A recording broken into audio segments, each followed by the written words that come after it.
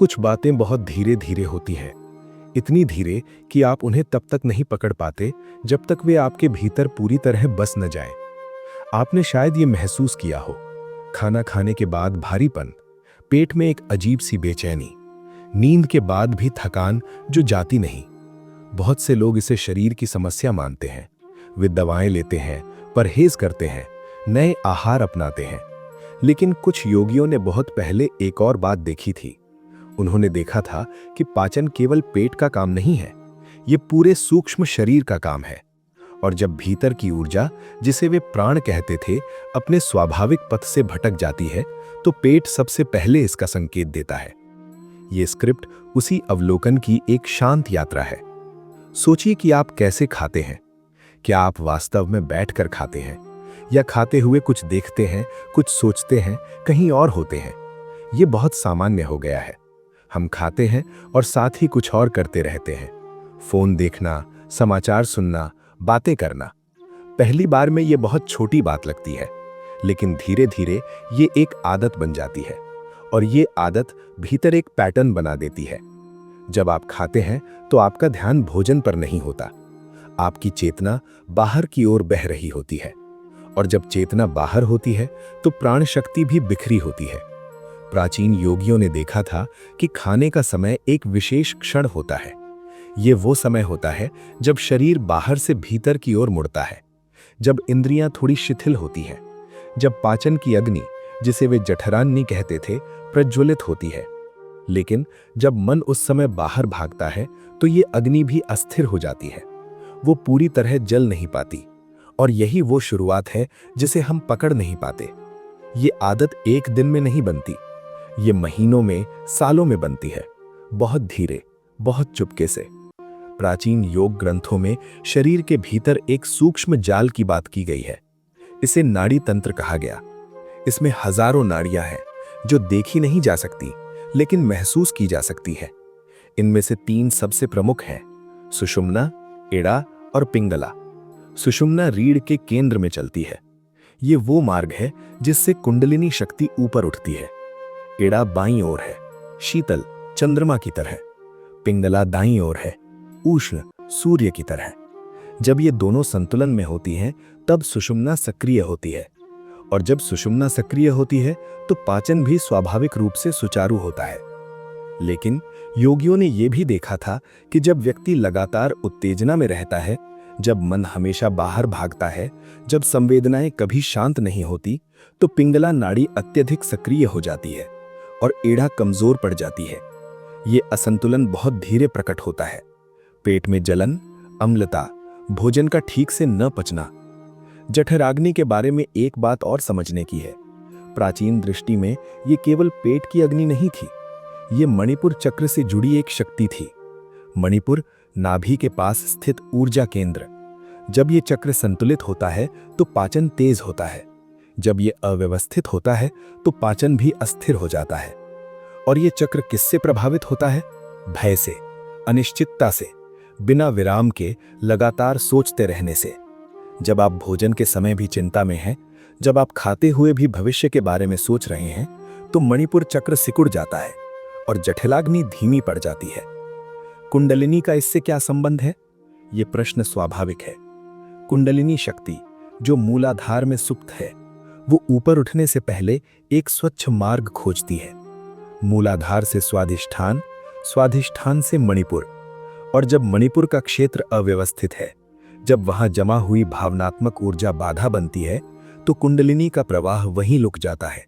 वो ऊपर नहीं उठ पाती और वो दबी हुई शक्ति शरीर में ही घूमती रहती है।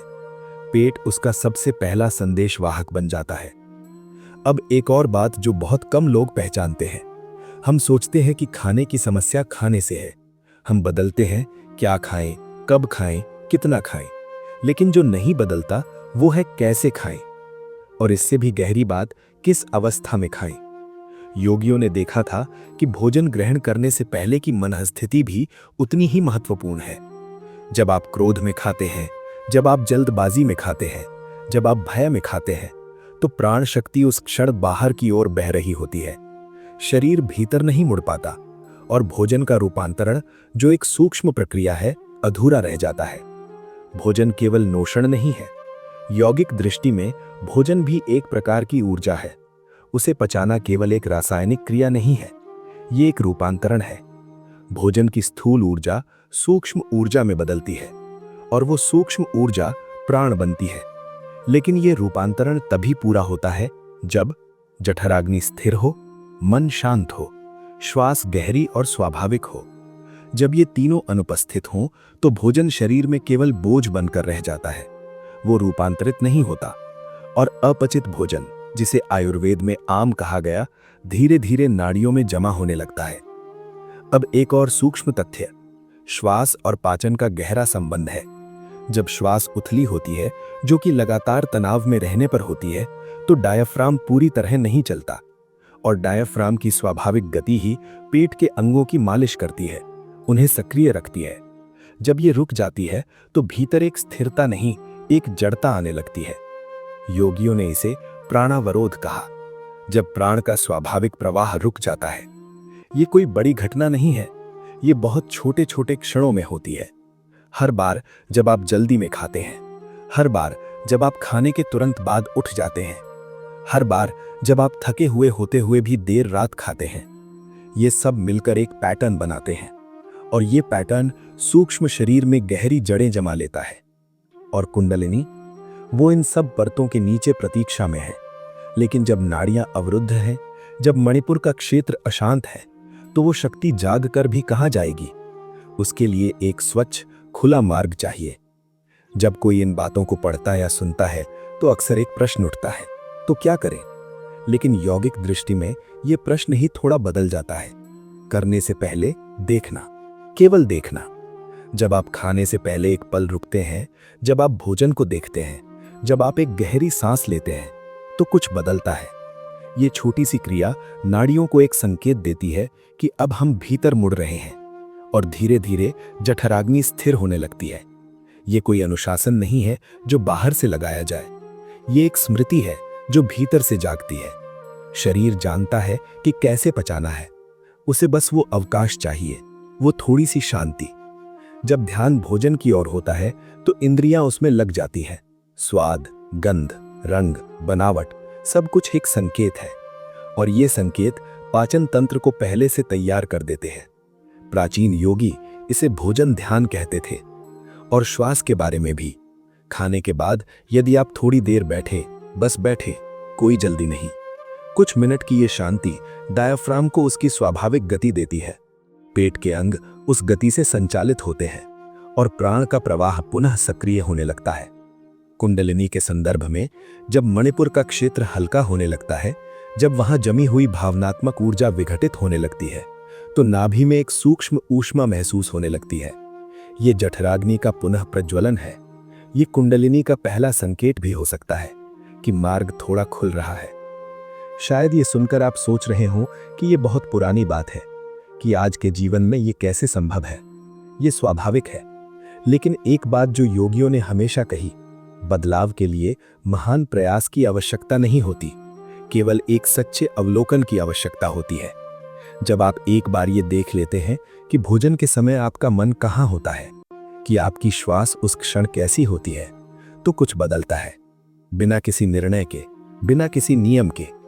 शायद ये आदत बनी रहे, या शायद कभी किसी भोजन के क्षण में आप रुकें एक पल के लिए और उस रुकने में एक शांति हो। यही वो जगह है जहां कुंडलिनी का स्पर्श संभव होता है। किसी विशेष साधना में नहीं, किसी विशेष स्थान में नहीं, बल्कि उस साधारण क्षण में जब आप अपने भोजन के साथ, अपनी सांस के साथ, अपने होने के साथ थोड़े जागरूक होते हैं। पेट शरीर का केंद्र है और ये केंद्र तभी स्थिर होता है जब पूरी ऊर्जा उसे थोड़ी देर के लिए मिले, जब प्राण भटके नहीं, जब मन भीतर मुड़े। यही जठराग्नि को जीवित रखता है और यही कुंडलिनी के मार्ग को स्वच्छ करता है। बस इतना ही, और कभी-कभी इतना ही पर्याप्त होता है।